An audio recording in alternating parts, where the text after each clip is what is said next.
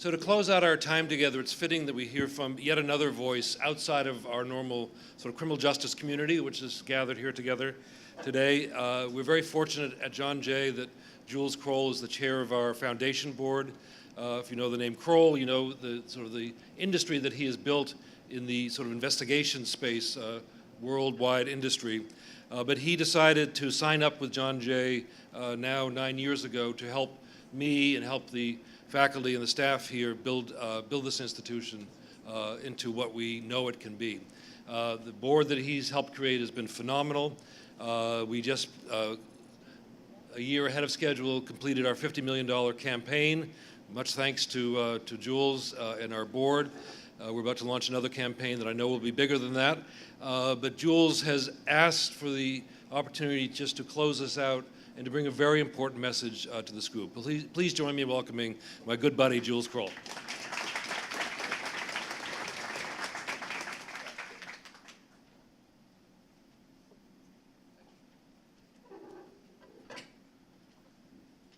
That was a stunning presentation. I hard-pressed to remember a presentation that was that substantive and that well presented. And it's very clear, if we carry nothing more complicated from this symposium today than if you've got an issue to deal with, you go to a woman named Anderson. Maybe it's Dean Anderson. Maybe it's Laura Anderson. I mean, whatever it is, leave it to the Andersons. I'm just going to speak very, very briefly by telling you three short stories that relate to this subject of today's meeting. First of all, the work that the Academy did calling this question before the country in such a well thought out way is going to be a historic moment for the country, because it needed that kind of gravitas and the mix of talents that were brought together.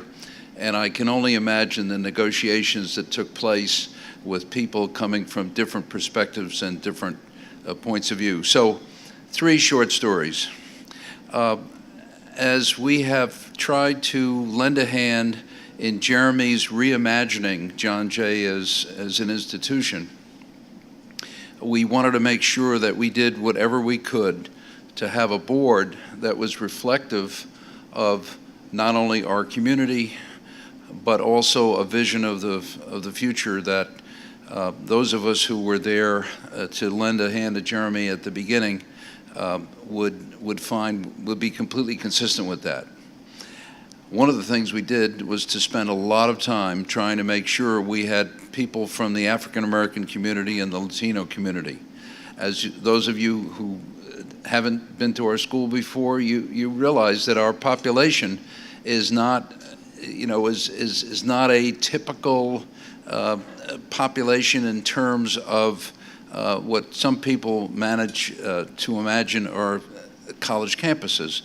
We are a working class school. I think it's something like 85% of our students are the first members of their family to ever go to college. And it is an exciting place to be, because it, more than anything else, represents the future of the country and the hopes that many of us have for this country. And that dashes up against the rocks of incarceration, which of course is only a reflection of other societal issues that we face. After today's session, later this afternoon, there's another symposium on race and policing. And so these things are not unconnected. But when we were trying to do this recruiting, in 10 instances, not all of which ended successfully, the number one issue on the minds of those people who were from the African American community and the Latino community as we tried to recruit them was, what are you doing about the rates of incarceration in our communities? The number one issue.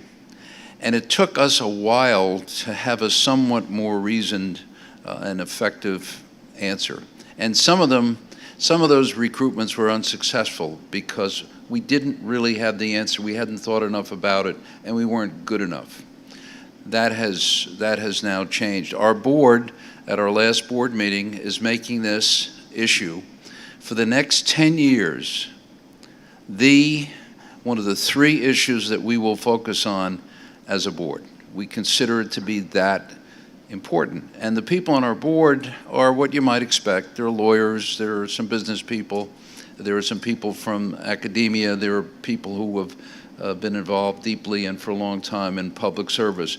We think this priority, which links to so many other things in the recent talk and the way you've changed the vocabulary, the way you've changed the way to think about this, is really the way to go. And I'm not too proud to pinch a little bit from California in this regard. Second story.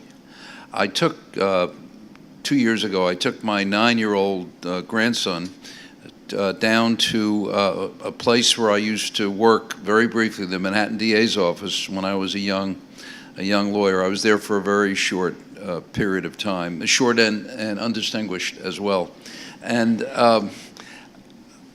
we went to the arraignment part, and my grandson, who I thought would be a little anxious because right after that we're supposed to go to Chinatown and have lunch, was absolutely fascinated as he watched the door open to come in for people to be arraigned, and some people went back in and he could see that there were bars, that they went back in behind the bars, and in other cases he saw them walk out of the courtroom.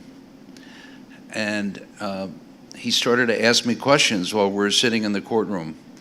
And he said, "Grandpa, all those people are black." He said, "Except for the judge." And I said, "Yes." He said, "Why is that?" And I said, "Because in part, they live in communities where they're very difficult communities, in many cases very poor communities. And that's where most of the people are victims in those communities. And as a result, both the victims, the people you see who are being arrested, being arraigned — I had to explain what arraignment was — I said they're part of a system because there's a lot of poverty, there are a lot of families that are not together, and probably there are other people in those people's families who were sitting in jail themselves. It's kind of a tough cycle." And then went on and from there. Well, he didn't have the kind of upbringing that I had. I was telling the assemblyman before, who was another Queens guy, as I am, that I integrated the 103rd Precinct Police Athletic League, a baseball team, which is in the heart of South Jamaica. My grandchildren are not growing up in that environment. They're growing up in a different environment. My mother and my mother-in-law are both products of South Jamaica, which is a neighborhood that has always been, certainly during this past century, a heavily African-American community, now African-American and Latino. So your typical white kid on the Upper West Side doesn't get to see that. He doesn't understand it. But he understood that some of the people got to leave that day and some of the people didn't get to leave. It's my second story. And the third story is the power of a presentation made at our board by a senior partner, happens to be an African-American guy, who had a very personal appeal at the board meeting as to what this meant and what this meant to other, and in this case he referred to black men. He didn't include women in his comments, but it was the most searing moment in the 8 or 9 years that I've been able to work alongside of Jeremy as to what it meant and what it will mean. So this is not only an issue for those who are good government types, core members of the criminal justice community and the related academic communities and other related communities in the social services world and in the world that fights for social justice. So the entrepreneurship, the social entrepreneurship that you showed in your initiatives throughout your entire career, the social entrepreneurship we saw demonstrated at the Vera Institute last night, where we had a small gathering to sort of initiate people into this conversation, they're all reflective of what the greater community will come to know as not just the damage, but the opportunity. And so hats off to all of you. As Jeremy often does, he's a visionary, thinks years ahead.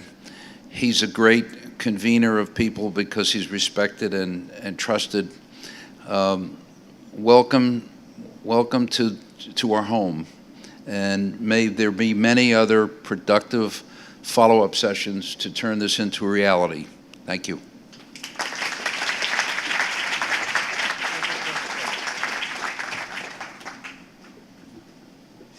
So thank you so much, Jules. So we've purposely ended our time together on this note of hope and challenge. Lenore has given us this creative, thoughtful, original, and game-changing way of thinking about the core event that brings all of us to this work. And that event is something that happens typically between two people, where one of them, and sometimes serendipitously, ends up harmed. And when we, as a democracy, have described that act as criminal, we then invoke a whole machinery of response. Sometimes the fact that that happened 1 minute as opposed to a minute later is almost accident, so that the person who is the object of that criminal justice machinery may feel like, why me? Sometimes, as Lenore so poignantly pointed out, that act, sometimes between those two people, is part of a pattern of malfunction in a relationship, or abuse, or the exercise of power between people who know each other or occupy the same space. And we call ourselves criminal justice professionals, and we think about what it is that brings us together. Particularly, I'm going to little rap on the lawyers in the room. We come at this because we care about how that machinery works. How do you introduce evidence? What does it beyond a reasonable doubt mean? What does it mean to stand up and try to convince a jury that somebody should be convicted? But we care less about that event between two people. What Lenore has reminded us is that there's harm caused, not enough attention paid to the reparation of that harm, and not enough attention paid to ways to prevent the recurrence of that harm so that people and communities can be healthy. So one takeaway from our day together, I hope, is just to think very, very originally and creatively about the machine that we've created. And it's a big machine. It's called this criminal justice system that has a way of taking people off for a long time and sending them place, and then spitting them out as they come back. And that's all in response to an incident. What Lenore did so powerfully, and I was so glad that you were able to come from that other state, that other country, California. What she does so powerfully is to take us back to that moment when two people came together, sometimes bumped into each other, sometimes totally accidentally, sometimes it was planned, and something bad happened.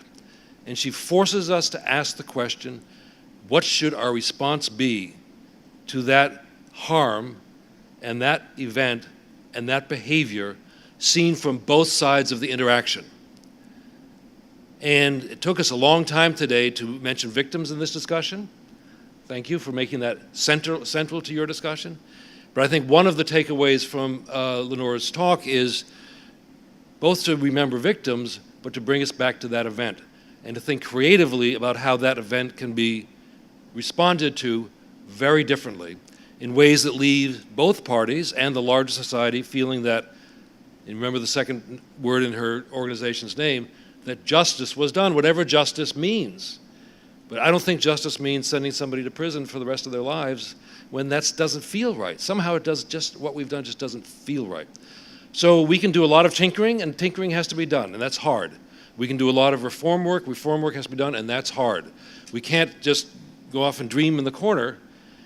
But what Lenore made us do, I think, in the film and in her talk was to show that dreaming is not only valuable, but dreaming is actionable. So we thank you for that. Wish you good luck in November. Thanks for bringing your story to us. Look at her TED Talk. Go on her website. Thank you all for coming. Thanks to Jules for activating our board for this 10-year commitment.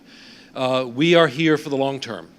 And I hope that you get that sense, and we look forward to seeing you again next time. Thanks.